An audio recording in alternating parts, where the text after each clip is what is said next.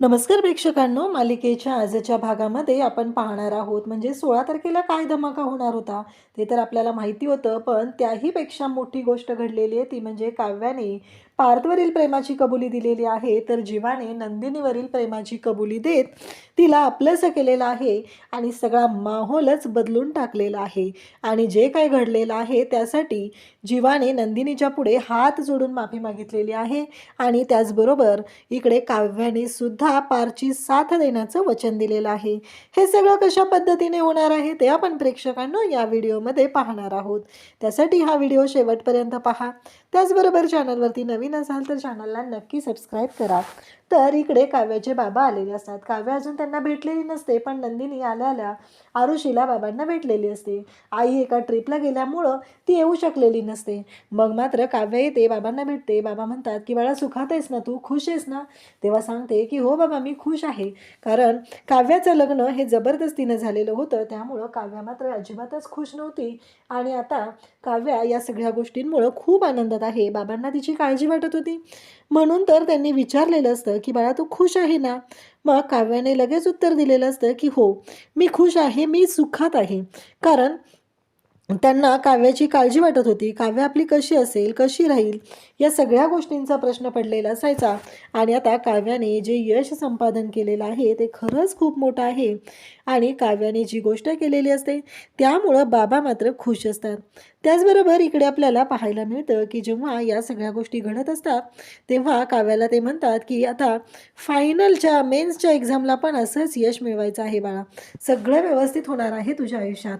त्यानंतर आता दोघांची गळाभेट झालेली असते आणि बाबा काव्याला सांगू लागतात की मला काही इम्पॉर्टंट कॉल करायचे आहेत, मी जातो, तुम्ही दोघीजणी बोलत बसा, असं आता बाबांनी सांगितलेलं असतं. आणि तेव्हा मात्र इकडे काव्याला ते सांगतात आणि मग ते त्यांचे कॉल करायचे आहे तिकडे जाऊ लागतात. इकडे मात्र आता जीवा छान तयार होऊन आलेला असतो. जीवासुद्धा तेवढाच खुश असतो. आणि नंदिनी पारच्याडून जीवाला पाहते आणि जीवाला पाहून तिला खूपच छान वाटतं आणि तिथूनच जीवाला ती सांगते की छान दिसताय. जीवासुद्धा तिच्याकडे पाहतच राहतो, कारण नंदिनी, जीवा सगळेजण खूप आनंदात आहेत. आजच्या दिवसच जो आहे ना त्यांच्यासाठी खूप लाख मोलाचं असतं. ही सक्सेस पार्टी ठेवलेली असते, पण या पार्टीमध्ये राडा करायचं कॉन्ट्रॅक्ट मात्र दिलेलं असतं, ते म्हणजे या रम्या आणि वसूला. तर आता जीवा तिथं आलेला असतो आणि मग तो भेटतो. त्यानंतर इकडे पार्थला तो म्हणतो की दादा, पार्थ पण सांगतो की खरंच खूप गोड दिसतोयस तू, असं म्हणत पार्थसुद्धा जीवाचं कौतुक करू लागतो. त्यानंतर इकडे आपल्याला पाहायला मिळतं की धनंजय आता विक्रमला भेटलेला नसतो, तो विक्रमकडे जातो. तेव्हा जीवासुद्धा म्हणतो की बाबांना भेटून येतो. मग विक्रम आणि त्याचबरोबर धनंजय या दोघांच्या गप्पा चाललेल्या असतात. आता जे यश मिळवलेलं आहे ते खरंच खूप मोठं आहे. काव्य असू दे, जीवा असू दे, दोघांनी सुद्धा खूप छान प्रगती केलेली आहे. आता त्या तुझ्या लेकी नाही आहेत, तर त्या माझ्या लेकी आहेत, असं विक्रम सांगत असतो. तेव्हा मात्र इकडे रम्या म्हणत असते की या नंदिनीचा चेहरा ना रंग उडाल्यावर कसा दिसेल ना ते मला बघायचं आहे. खरंच त्या गोष्टीची ना मी वाट पाहते, असं तिच्या डोक्यात चाललेलं असतं. ती मात्र म्हणत असते की नाही, काहीही झालं तरीही मला तिचा रंग उडाल्यानंतरचा चेहरा पाहण्यामध्ये इंटरेस्ट आहे, असं ती सांगू लागते. तेव्हा मात्र दोघीही खरं तर किती वाईटावर टपलेल्या आहेत हे काय आपल्यासाठी नवीन आहे का? कारण त्या दोघीजणी कशा आहेत हे आपल्याला चांगलंच माहिती आहे. तेव्हा मात्र इकडे जेव्हा या सगळ्या गोष्टी घडत असतात तेव्हा मात्र इकडे रम्या आणि वसू या दोघींना खरं तर खूप आनंद साजरा करायचा असतो. सगळं जे काही आहे ना खूप आनंदात सेलिब्रेशन करायचं असतं, असं त्यांचं ठरलेलं असतं. परंतु ज्या गोष्टी घडत असतात तेव्हा मात्र इकडे आता रम्या आणि वसू वाटच बघत असतात. नंदिनी आता स्टेजवर गेलेली असते. नंदिनी स्टेजवर जाऊन हा जो आनंद सोहळा आहे तो ती पाहत असते. खरं तर तिला खूप मजा येत असते. आणि मग नंदिनी आणि पार दोघंही अनाऊन्समेंटसाठी जमलेले असतात. आज खरं तर आपण इथे सगळेजण जमलेलो आहोत ते फक्त आणि फक्त जीवा आणि काव्या या दोघांनी जे काही सक्सेस मिळवलेलं आहे त्या सक्सेस पार्टीसाठी आपण इथे सगळे जमलेलो आहोत, असं सांगितलं जातं. खरं तर ही गोष्ट खरंच खूप लाख मोलाची असते आणि एवढ्या छान पद्धतीने इकडे ही सक्सेस पार्टी सुरू असते. खरं तर एवढं छान असं हे कौतुकास्पद सगळं सुरू असतं. आता काव्या त्याचबरोबर जीवा दोघंही तिथं असतात. काव्या IAS परीक्षेच्या प्रिलियम्समध्ये तिने खूप मोठं यश मिळवलेलं आहे आणि त्याचबरोबर जीवाने सुद्धा खूप छान असा प्रोजेक्ट मिळवले, याच्यासाठी हे सगळं कौतुक सुरू आहे. माझी जी विस्करलेली मांजर आहे तिचा हा कौतुक सोहळा आहे, असं पार्थ सुद्धा आवर्जून सगळ्यांच्या समोर बोलतो.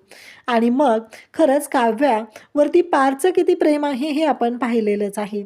खऱ्या अर्थाने काव्यावरती तो प्रेम करत असतो आणि खरंच तो मनापासून हे सगळं करत असतो. इकडे जीवासुद्धा तिथे उभा असतो. खूप छान असा जेंटलमन दिसत असतो. नंदिनीमुळे त्याच्यामध्ये हा सगळा बदल झालेला आहे, असं त्याचं म्हणणं असतं. आणि त्याचबरोबर इकडे पाहायला मिळतात त्या गोष्टी. नंदिनी त्याचबरोबर जीवा सगळेजण तिथं असतात आणि आज आईबाबांमुळं हे यश निर्माण करू शकलेले आहेत. जीवामध्ये ती खरं तर ओढ होती. ते जे सगळं जे होतं ते जीवामध्ये होतं.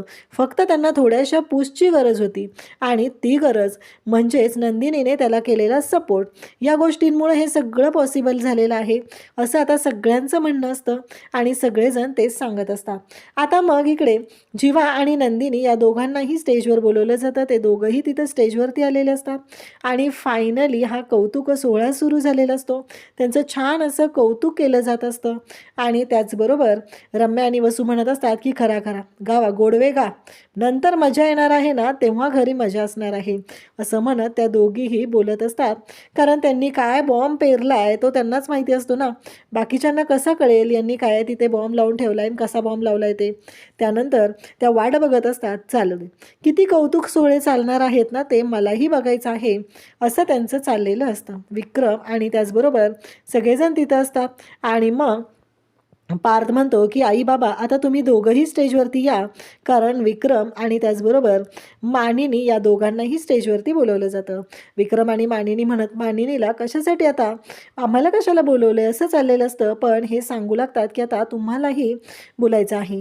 तेव्हा मात्र इकडे विक्रम म्हणत असतो की खरंच मी पारच्या जीवाच्या बाबतीत खरंच खूप चुकलेलो होतो, कारण त्याने प्रूव्ह करून दाखवलं की तो काहीही करू शकतो आणि हे जे काय आहे यश त्याने संपादन केलेलं आहे, असं ते सांगू लागतात. तेव्हा मानिनी सुद्धा कोड कौतुक करत असते, आपल्या लेकी सुनांचं कौतुक करत असते, कारण आजचा दिवस खूप छान असतो आणि हा सोहळा असतो.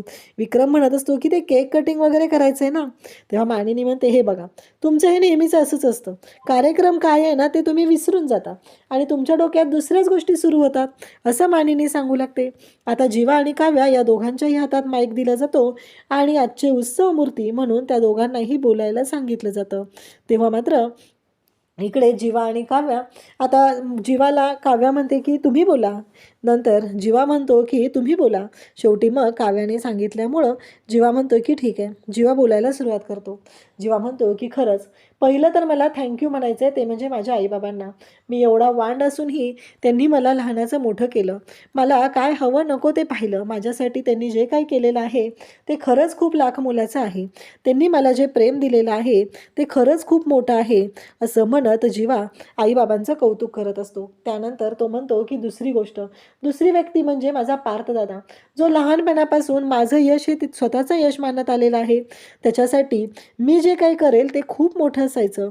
माझ्यासाठी तो धडपडायचा, माझ्यासाठी कोणतीही गोष्ट करायची त्याची तयारी असायची.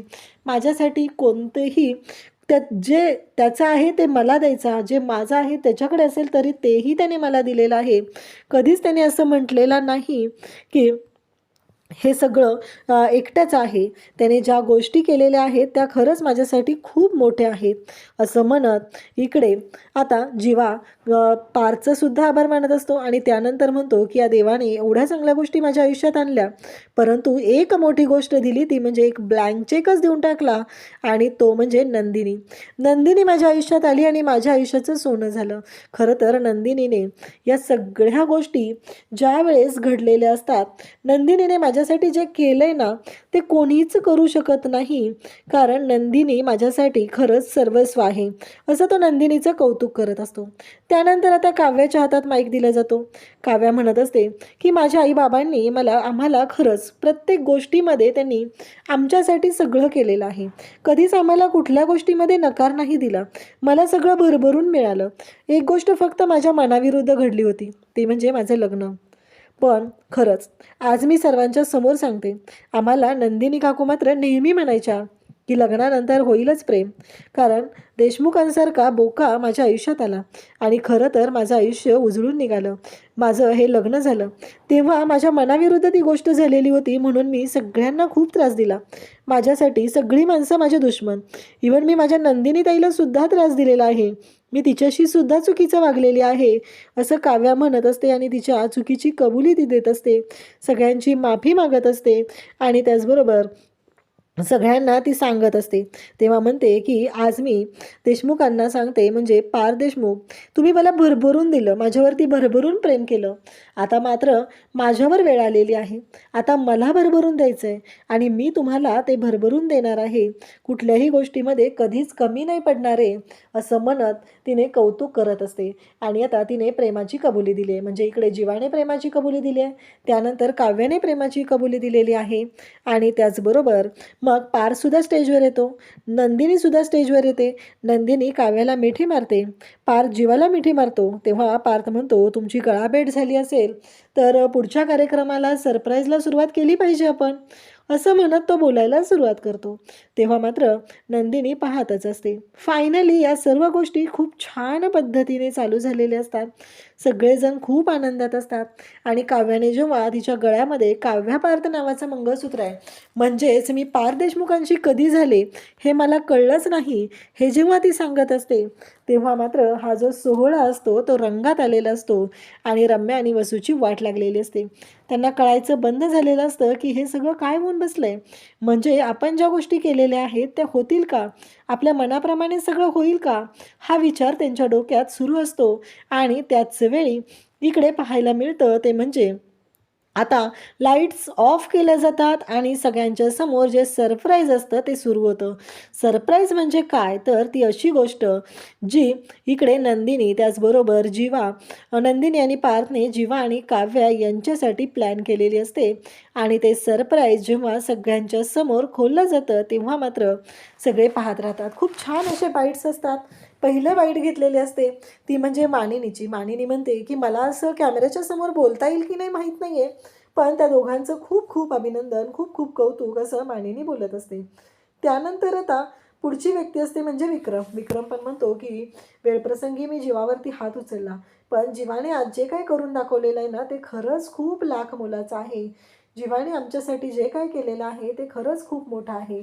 त्यानंतर आता पिहू त्याचबरोबर इकडे नंदिनी त्याचबरोबर पार्थ यांचेही बाईट्स त्याच्यामध्ये असतात. आणि त्याचबरोबर या सगळ्या गोष्टी खूप छान पद्धतीने असतात. आणि आता जेव्हा ते फोटो लागतात तेव्हा मात्र सगळ्यांना धक्का बसतो. इकडे आता ते फोटो पाहिल्यानंतर काव्या नंदिनीच्या पुढे येते, हात जोडते, माफी मागू लागते. तेव्हा नंदिनीला कळतच नसतं की हे सगळं जेव्हा जे आहे त्या गोष्टी विचित्र पद्धतीने झालेल्या आहेत. आणि त्याचबरोबर इकडे आपल्याला पाहायला मिळतं की काव्या हात जोडून नंदिनीची माफी मागत आहे. तेव्हा नंदिनीने काव्याचा हात धरलेला आहे आणि काव्याच्या हाताने स्वतःच्या गालामध्ये मारून घेत आहे. इकडे पारच्या पायाखालची जमीन सरकली आहे, त्याला कळायचं बंद झालं आहे. आणि त्याचबरोबर हे सगळं जेव्हा घडत असतं तेव्हा मात्र इकडे नंदिनीला ती शांत करत असते. तर इकडे पारची अवस्था तशीच झालेली असते. काव्या पारच्या मदतीला जाते आणि त्याचबरोबर पार्थसोबत सुद्धा ती तिथं असते. त्याचबरोबर जीवा तर नंदिनीच्या समोर हात जोडून उभा असतो. नंदिनीची फक्त आणि फक्त तो माफी मागत असतो, कारण जे काय झालेलं आहे त्यासाठी त्याला खूप वाईट वाटत असतं. आता नंदिनी आणि पार्थ जीवाने काव्याला कसे माफ करतील, कसं समजून घेतील, हे आपल्याला पुढे पाहायला मिळणार आहे. अशाच अपडेटसाठी चॅनलशी कनेक्ट राहा. थँक्यू.